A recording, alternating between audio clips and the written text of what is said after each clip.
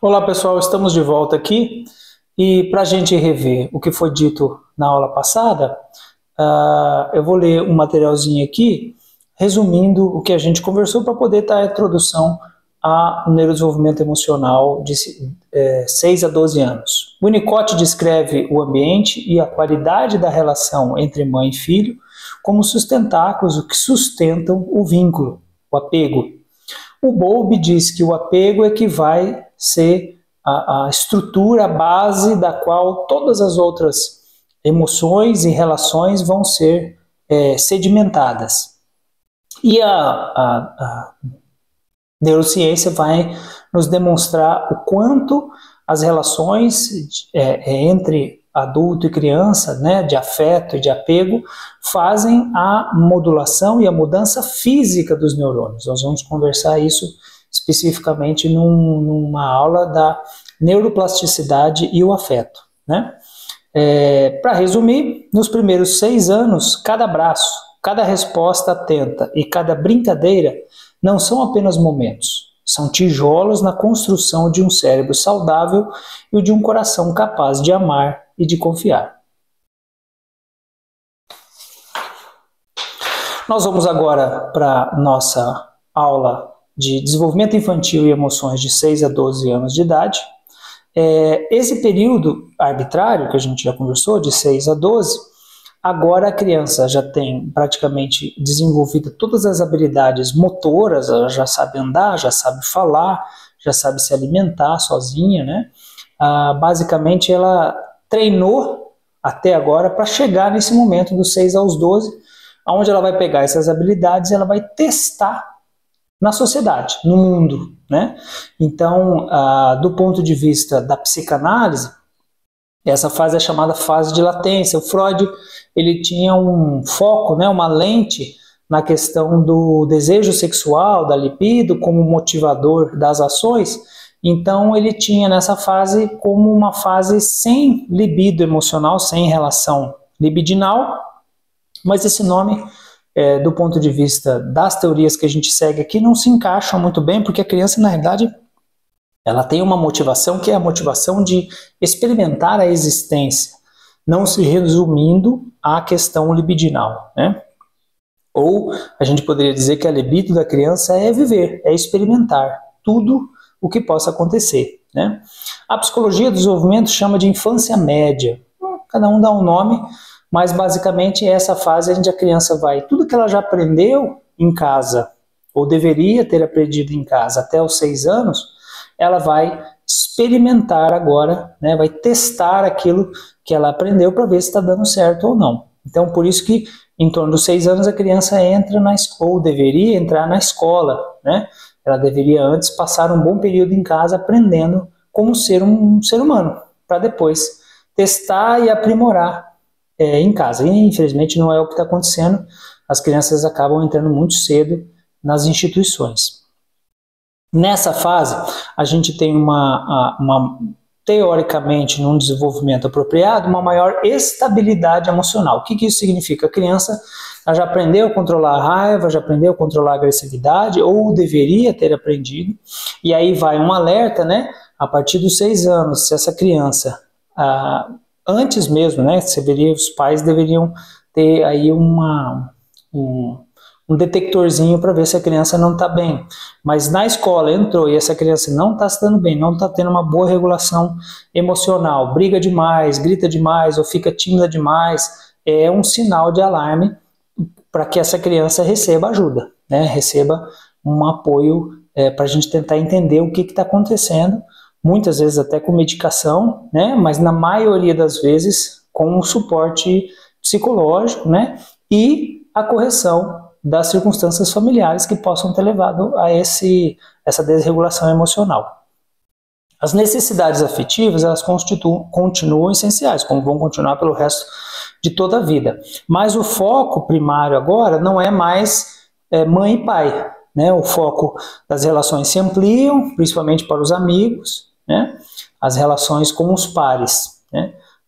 O aprendizado também acontece de uma maneira muito melhor agora com os pares, né? As crianças aprendem como se relacionar com as crianças da mesma idade e aprendem a interagir no mundo com as crianças da mesma idade. Segundo a teoria do apego do Bowlby, a transição, né, até os 6 anos para essa fase, se houve uma boa base de apego lá, né, até os 6 anos, vai permitir com que essa criança ela experimenta, tenha suas características. Quem já teve contato com criança sabe, muitas vezes essa criança ela já tem o que a gente chama de talentos naturais, ela já tem preferências, né? Ela já tem habilidades, muitas vezes muito bem desenvolvidas, naturais ali dessa criança, e se ela teve uma base de apego emocional bom, ela vai poder experimentar isso sem ter medo de falência, de frustração, de fracasso, e ela vai poder desenvolver essas habilidades, senão acaba que aquele talento ele se perde, né? A criança tímida, a criança que não consegue interagir, porque não teve uma base boa lá atrás.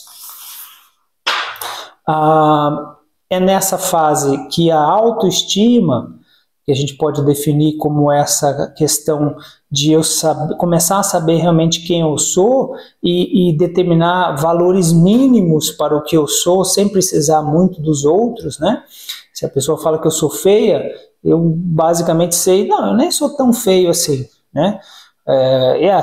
Isso é autoestima. Se eu teoricamente não tenho autoestima, alguém fala que eu sou feio, eu já acho que eu sou a pessoa mais feia do mundo. Essa que é a questão da autoestima. Eu ter réguas para determinados valores sociais dentro de mim mesmo, sem precisar muito do que os outros falem para mim que eu sou ou não. Quando a gente é menorzinho, a gente precisa que a mãe diga que eu sou inteligente, que eu sou bonito, que eu sou cheiroso, né? E isso é muito importante, e isso entra dentro da questão do apego, né? Aquela história, para a mãe o filho é sempre o mais lindo do mundo, né? Se ocorre um apego inseguro nessa fase, pode realmente levar a dificuldades de socialização. Dificuldade de socialização não necessariamente quer dizer que a criança vai ser tímida e vai ficar isolada num cantinho. Às vezes é a criança que tenta se relacionar, mas acaba sendo agressiva, briga, né? Acaba tendo comportamentos ditos antissociais. Ela não consegue brincar, ela não segue as regras da brincadeira, ela desrespeita, ela toma bola, enfim, ela não consegue, e naturalmente as crianças acabam excluindo.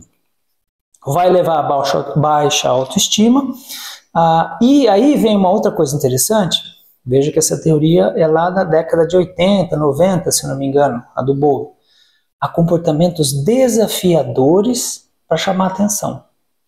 Então, hoje a gente tem o transtorno opositor desafiador, que muita gente fala, a criança não obedece, isso e aquilo, mas, invariavelmente, boa parte dessas crianças, elas não vão respeitar as regras, porque não respeitando as regras traz a atenção para ela. É como se fosse um pedido de socorro, olha, existe algo errado comigo, eu não estou sabendo lidar com essas circunstâncias sociais, vou partir do princípio que eu não vou respeitar nada, porque eu não confio em ninguém, não tive apego com ninguém, e vamos ver o que acontece. Né? Alguém que me ajude aí a definir, né, porque eu não confio em ninguém, não teve um bom apego. Né? Então, comportamentos desafiadores para chamar atenção. Em relação à questão dos pais e da escola, é muito importante a gente ter, a gente comentou na aula passada que a criança começa a ter um apego às vezes com um cuidador, uma babá, a babá vai embora, perde esse apego e a criança acaba que tem esse apego fragmentado, não tem contato com os pais trabalham muito, ou são pais separados, ela não consegue, né, criar um vínculo suficientemente bom, e aí entra como uma orientação terapêutica que os autores nos orientam. A principal circunstância do apego é a segurança na consistência. Isso que é o desafio, né? A gente, como adulto, tem que estar equilibrado emocionalmente o suficiente para dar consistência na nossa relação, né? Não ser uma relação infantil. Hoje eu gosto, hoje eu não gosto, você me fez tal coisa, agora eu estou emburrado, aí eu não falo com você. Então, o adulto, ele tem que dar consistência para a criança. A criança quebrou o celular do pai, que era o celular que ele mais gostava. Aí o pai vai ficar uma semana sem falar com a criança? Não. Olha, eu entendo o que você fez, mas a consistência do meu amor, do meu afeto, é independente dessas circunstâncias. Então, essa consistência de independente do que a criança faça, porque ela está aprendendo a viver, e eu ainda estarei aqui para te ajudar, para te apoiar, para te amar, para te dar carinho, essa é a consistência, né?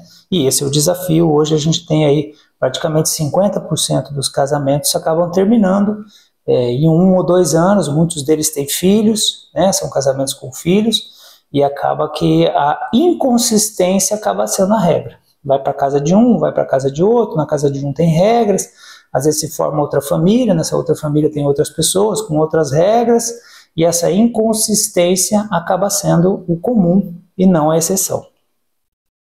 Voltando ao Winnicott, que a gente comentou no brincar, dos 6 aos 12 anos, a gente, né, quem fala, eu tive uma infância feliz, a gente brincava, e brincava muito, e brincava de muita coisa. E hoje com as telas, infelizmente está roubando muito dessa brincadeira que é essencial. Não é importante, é essencial, que é a brincadeira de movimentação de corpo, de toque, né, de correria, de gritaria, né? Hoje as crianças dentro de apartamentos, dentro de casas pequenas, acabam tendo várias atividades também, vai para a escola, vai para o karatê, vai para o violão, e aí ficam nessas janelinhas no celular, parados, se entretendo, né, porque aquela telinha, aquele joguinho é um entretenimento, mas não é uma brincadeira.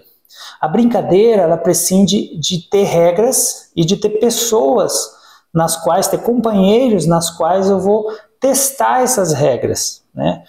Hoje a gente diz que uma pessoa de caráter é a pessoa que respeita as regras, que é honesta, né? E não deixa de ser uma brincadeira, um jogo de adulto, né? No jogo da vida de adulto, se a gente não respeitar as regras da brincadeira, a gente vai preso. E a gente só aprende a respeitar essas regras quando a gente está jogando, interagindo, mas com pessoas reais, né? A tela, infelizmente, tem roubado muito disso e trocando a brincadeira por entretenimento. Se o Winnicott estivesse vivo, talvez ele chamasse de chupeta digital. Só que a chupeta como objeto de transição, o ideal é que ele deixe de existir lá em torno do 3º, 4º ano no máximo, né?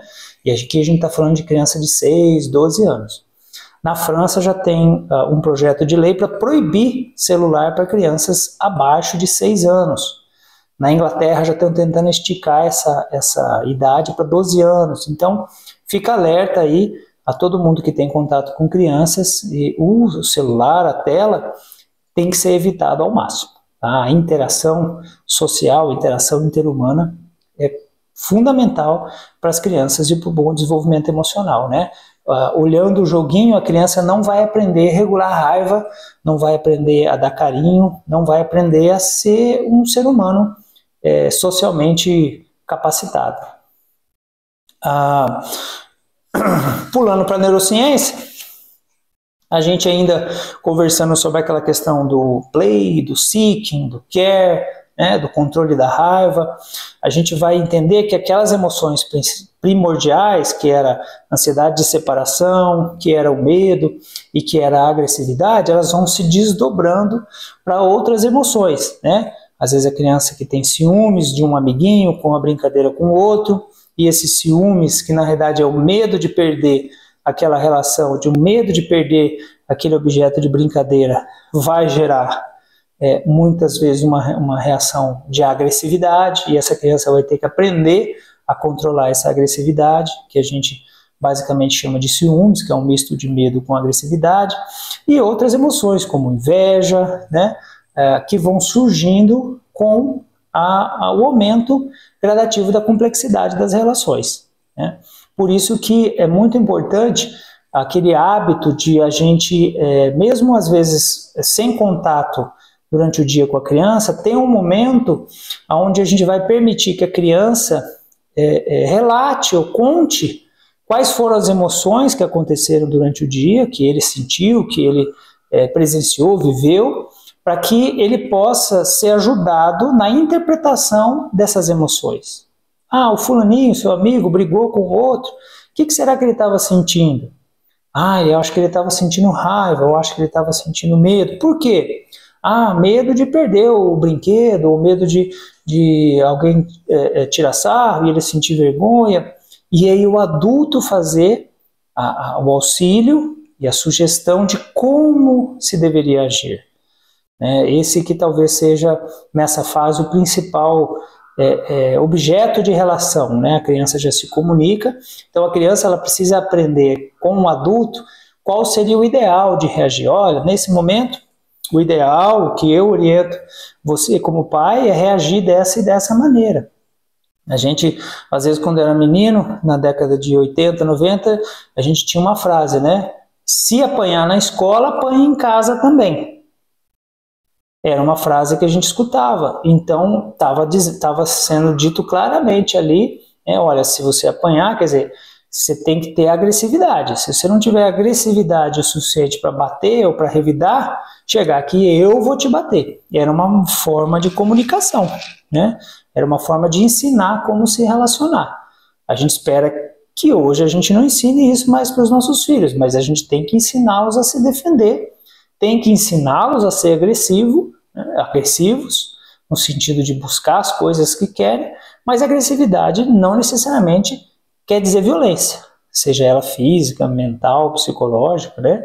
A agressividade prescinde de uma resposta que, se a gente puder usar da nossa inteligência, pode ter a mesma eficácia, o mesmo objetivo, sem se precisar usar da violência. A violência é sempre o recurso mais pobre, rápido e pouco eficaz, né?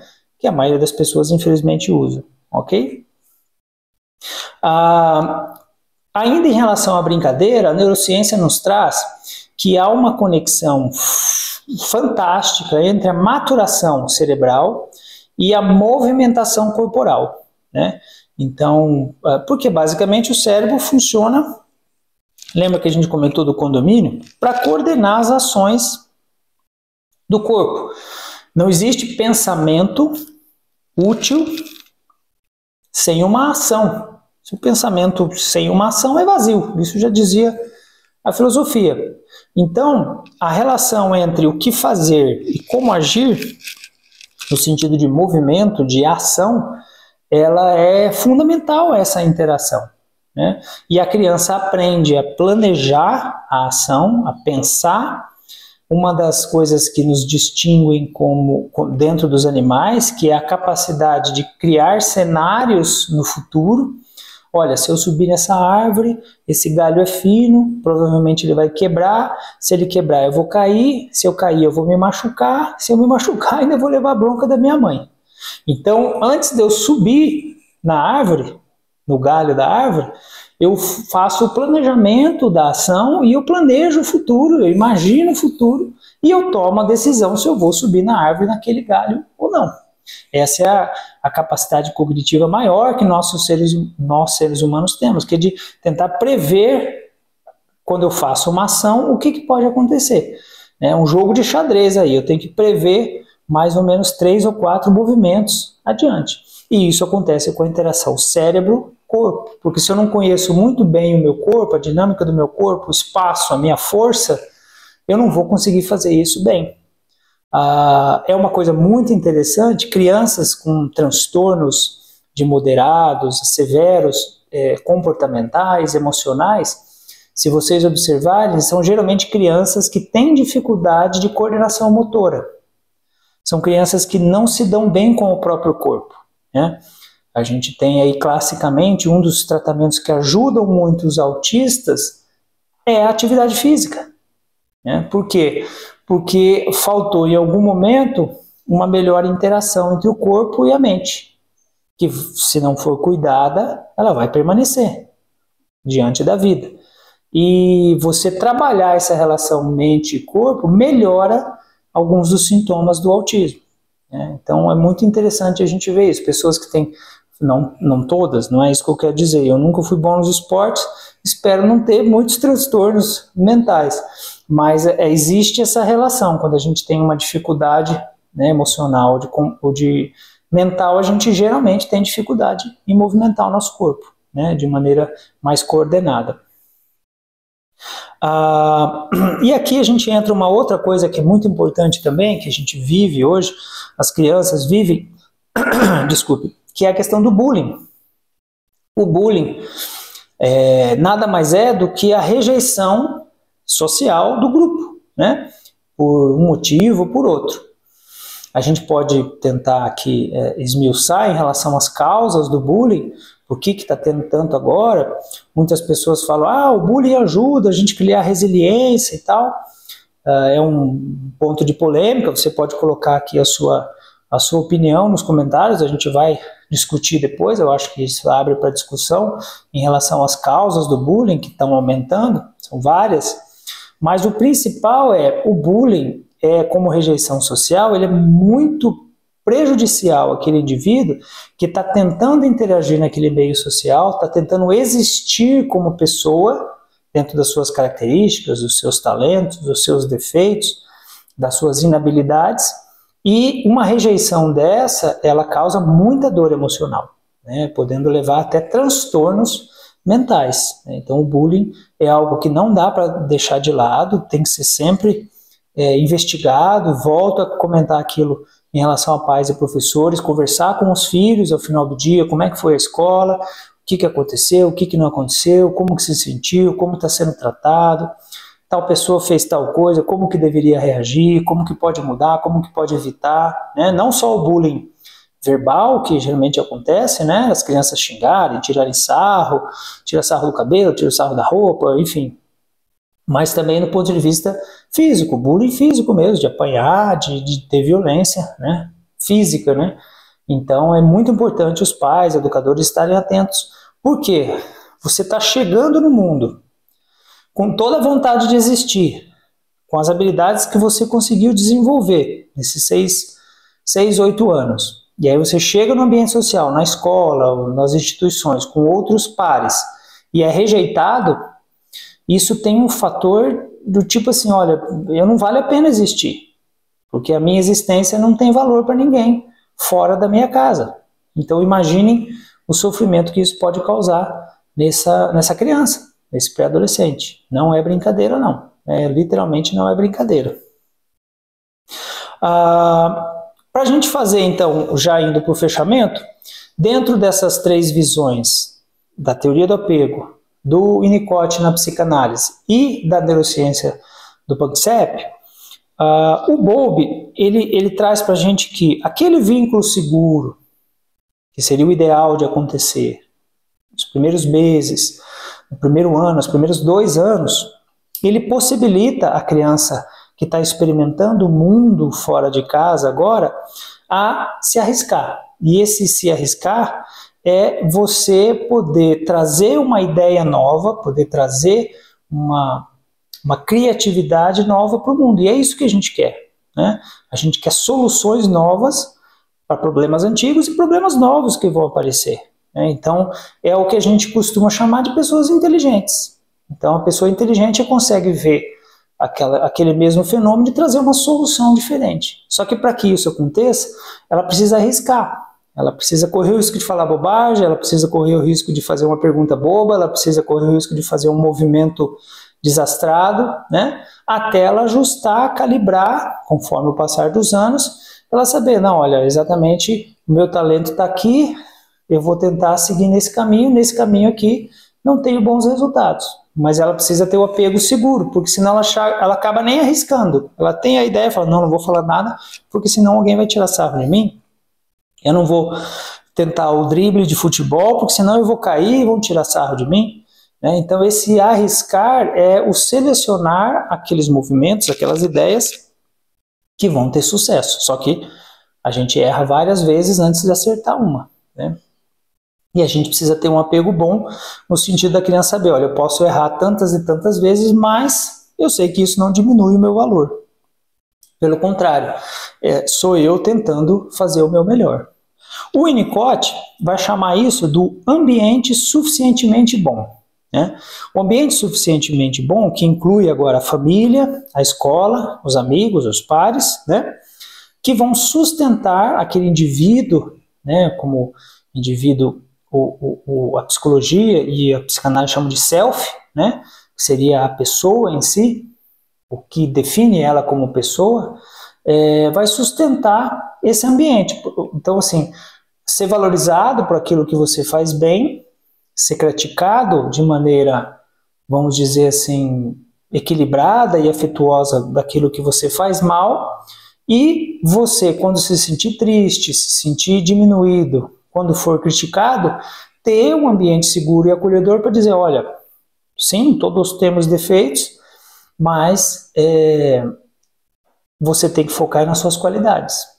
Se a gente imaginar, por exemplo, uma criança que só recebe negativos, você não obedece, você não estuda, você não faz nada, você fica o dia inteiro em casa jogando videogame, você fica no celular, você não ajuda em casa, você tá gordo, você não toma banho.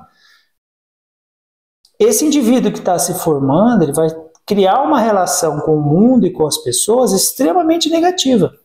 E vai ser um indivíduo que vai devolver na mesma medida, na maioria das vezes. Lembra da agressividade? Que já nasce com a gente? Se o mundo só me dá bordoada, eu vou devolver bordoada para o mundo, né? E a gente pode imaginar com bastante tranquilidade da onde que provavelmente vem aqueles adolescentes em conflito com a lei, os transtornos de conduta, né, que são os maus tratos com animais. A gente pode entender que essas crianças, o Winnicott falava isso, por trás de todo o transtorno na criança existe uma história, né? Então a gente buscar o ambiente da criança, do ponto de vista de terapêutica, é tão importante quanto tentar cuidar dessa criança. Não existe criança sem ambiente, não existe criança sem os pares, assim como não existe criança sem o apego, né? Ele não se forma, ele fica uma massa amorfa que não consegue interagir nem com ele mesmo, com o próprio corpo, com as próprias ideias e nem com o ambiente. Vai vir coisa ruim, ele vai devolver coisa ruim, porque foi só o que ele aprendeu, foi só o que os trieiros neurológicos, né, se formaram dentro do seu desenvolvimento emocional. Para a gente finalizar agora, então, fazer um resuminho. Em relação à família, continuar como base segura e apoio emocional. Família, leia-se pai, mãe, e às vezes a família um pouco estendida. Aqui não dá para a gente fazer muita curva, falar, não, mas a criança foi criada pela avó, a criança foi criada pela tia. Infelizmente, toda vez que a gente quebra esse dito panorama tradicional, a gente vai ter dificuldades maiores com a criança. Por mais que a avó cuide bem, por mais que o avô cuide bem, são circunstâncias diferentes em termos de idade, de energia, de circunstância, né? Então, toda vez que a gente sai do panorama orgânico, normal, pai, mãe e filhos, a gente vai ter um desafio além. A escola deveria, né, promover um clima acolhedor, inclusivo, né, com valorização individual. Infelizmente, hoje, a gente tem aí escolas que valorizam a performance, né? Quanto melhor a nota, melhor o aluno, enfim. Isso fica o alerta para os pais, né? Qual que é o objetivo de colocar na escola. Perdão, muitas vezes a ideia já é pensando no futuro. Meu filho tem que fazer uma boa escola para ter uma boa profissão. Só que, dentro desse panorama que eu estou passando para vocês, não é tempo disso ainda. Não é tempo de se preocupar com a parte acadêmica, né? É tempo de se preocupar com a parte de formação do indivíduo e aquisição de conhecimentos, é óbvio, que é um pouquinho diferente da parte acadêmica, né? Da parte performática acadêmica. Porque a criança aqui está extremamente curiosa. Então ela está extremamente propícia a absorver e ter conhecimento, adquirir conhecimento, que é diferente de fazer performance em provas de títulos, enfim, vestibulares e seja o que for, né? Se você não concorda, coloca aí o seu comentário, a gente pode conversar, né? Mas do ponto de vista de formação do indivíduo, esse indivíduo de 6, 12 anos não deveria estar preocupado com performance. Ele deveria estar preocupado em brincar, interagir e regular as próprias emoções. Entre as atividades, né? A gente tem que equilibrar o estudo, equilibrar a brincadeira, equilibrar esporte e equilibrar tempo livre. O ócio produtivo, que as crianças invariavelmente não estão tendo, né? O tempo hoje livre, a criança vai fazer cocô, leva o celular, né? A criança está no carro, porque vai de um local para outro, vai da escola para o futebol, está usando o celular. Então não há o tempo ósseo, o tempo de ócio livre, que é aquele tempo onde a criança vai ficar com os próprios pensamentos, vai refletir, vai devagar, vai absorver as informações durante o dia, vai rever diálogos na cabeça, né? Isso é muito importante. Isso faz parte do processo de maturação emocional, a gente pensar sobre aquilo que a gente vive, a gente pensar sobre as coisas, a gente pensar, né? Durante o dia, durante as coisas. E hoje a gente está sempre no foco, com o foco no entretenimento, né? Vai do ponto A ao ponto B, está no celular, está na fila do banco, está no celular. Então a gente está sempre sendo entretido, que é diferente de conhecimento, que é diferente de ócio produtivo, que é deixar a cabeça trabalhar ideias novas e ideias boas, tá? Outra coisa, colocou no esporte, mas é um esporte competitivo, quer dizer, a criança de novo está preocupada na performance. Tem que tomar muito cuidado com isso, né? Essa ação performática da criança, ela já vai detectar em vários outros momentos. Ela vai detectar que a performance dela tem que ser positiva do ponto de vista de poder ter relação. Só que se ela aprende cedo que para ela ter valor, ela precisa sempre ganhar, ela precisa sempre ser melhor do que o outro, isso é um perigo, né? Porque a gente, como sociedade, deveria querer que as pessoas se relacionem porque as pessoas gostam de estar umas com as outras e não porque são melhores umas com as outras, né? Então, é complicado isso. Ponto para pensar. E no caso das emoções, reforçando, incentivar a expressão verbal, empatia e a resolução pacífica dos conflitos, tá? Aos olhos do adulto, uma criança de 6 a 12 anos parece cada vez mais independente, mas por dentro ela ainda precisa de um porto seguro que a ajude a navegar mares mais amplos e às vezes mais tempestuosos, só que invisíveis porque estão dentro delas. Obrigadão, até a próxima.